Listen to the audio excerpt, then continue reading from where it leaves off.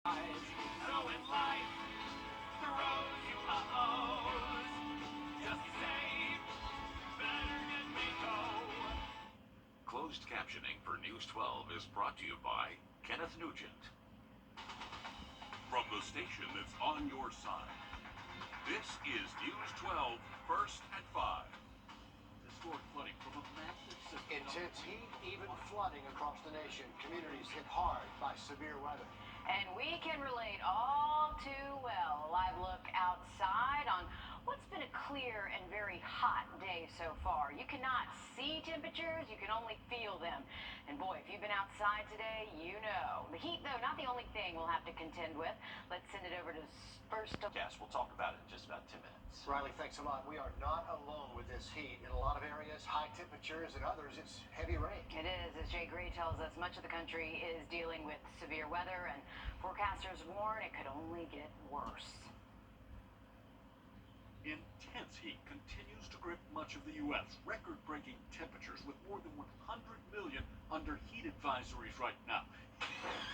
The extreme conditions forcing crews working outside, especially those closer to the sun, to pace themselves. Don't overwork yourself. Make sure your health is first. If you feel like you can't proceed, then take a break. Firefighters can't take a break. Loaded down with gear, fighting the flames and the temperatures, teams in Dayton are adding extra medics to calls.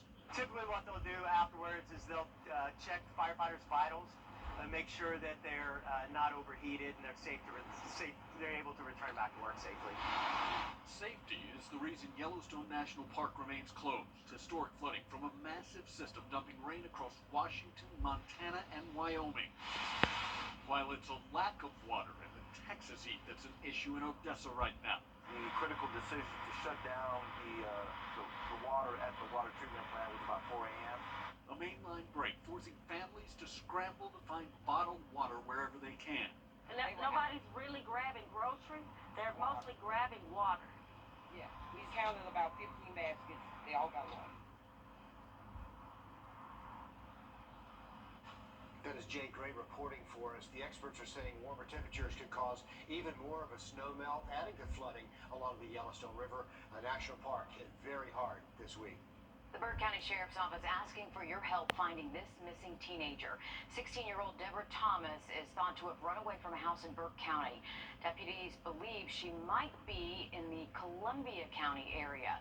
If you have any information, if you think you might have seen her, you're asked to call the Burke County Sheriff's Office at the number on your screen. 2 workers are dead, 2 more injured after an accident at a construction site in Floyd County.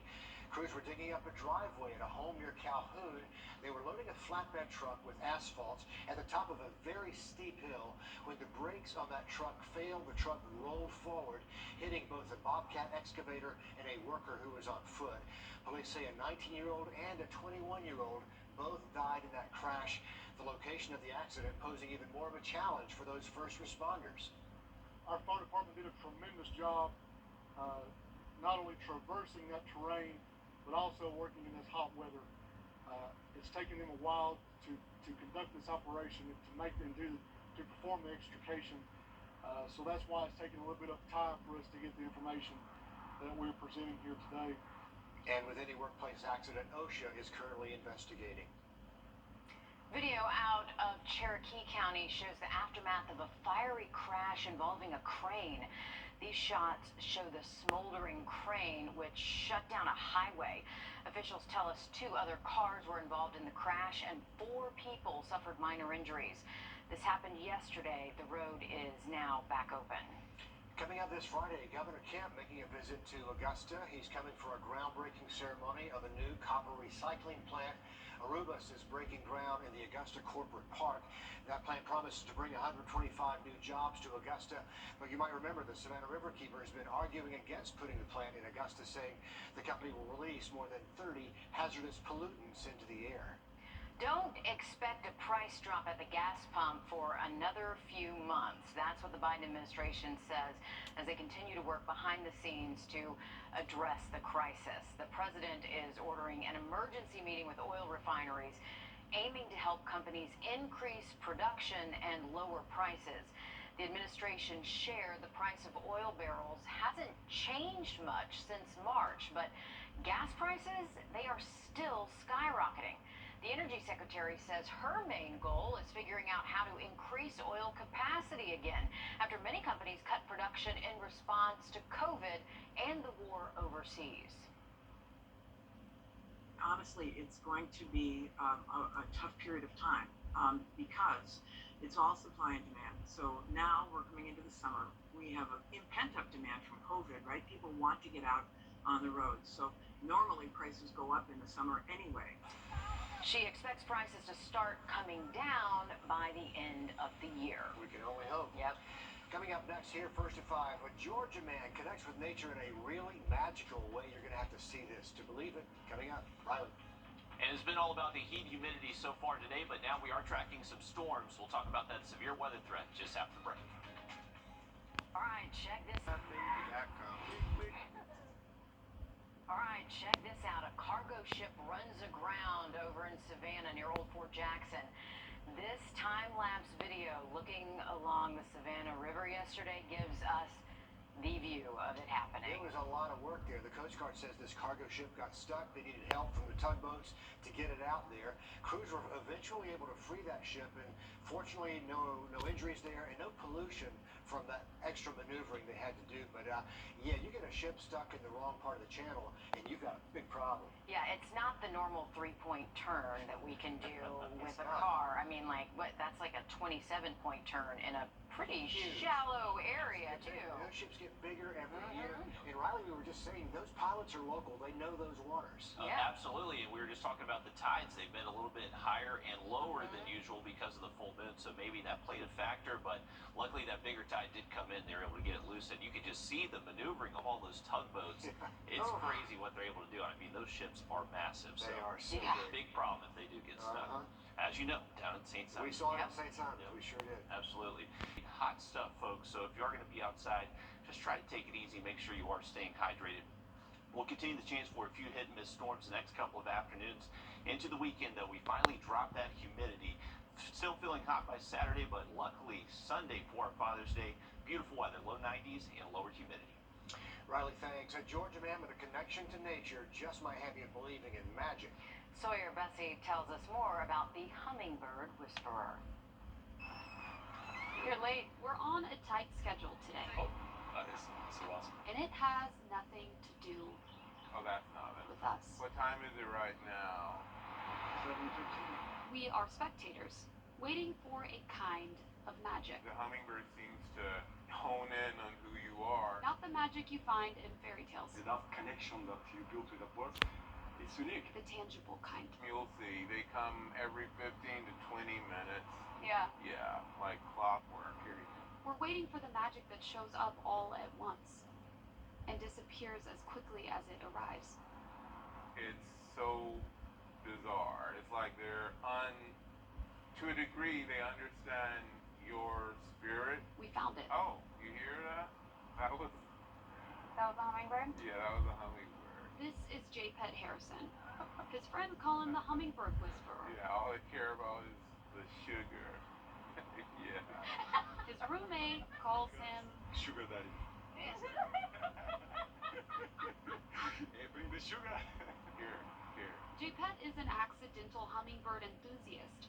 In fact, he'll tell you the responsibility kind of presented itself to him. And I'd hear this buzzing sound, which I thought was just like noise from the AirPods or whatever. It wasn't until he saw the birds flying in front of him that he connected the dots. The thing is, the birds had feeders outside. They seemed to want Geppetto. I think it's strange every day, but I just roll with it. So he waited for them every day, in the morning and at night, with his hand stretched out in between the branches where the light comes in. Is this hummingbird gonna think I'm cool?